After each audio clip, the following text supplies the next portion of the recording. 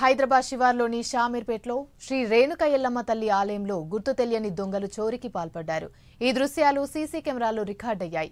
మొహం కనిపించకుండా మంకీ క్యాప్లు ధరించారు. వేలి ముద్రలు పడకుండా చేతికి గ్లౌజ్ వేసుకున్నారు. సోమవారం తెల్లవారుజామున 2 గంటల సమయంలో గర్భగుడిలోని చొరబడ్డ ఓ దొంగ అమ్మవారి విగ్రహానికి అలంకరించిన వెండి కిరీటం, బంగారు పుస్తల తాడు తదితర ఆభరణాలను ఎత్తుకెళ్లారు. విగ్రహంపై ఒక్క నగ కూడా మిగలకుండా చోరీ చేశారని ఆలయ కమిటీ సభ్యులు పోలీసులకు ఫిర్యాదు చేశారు. ఆలయంలో ఉన్న సీసీ కెమెరాలతో పాటు చుట్టుపక్కల ప్రాంతాల్లోని సీసీ కెమెరాల దృశ్యాల ఆధారంగా పోలీసులు దర్యాప్తు చేస్తున్నారు.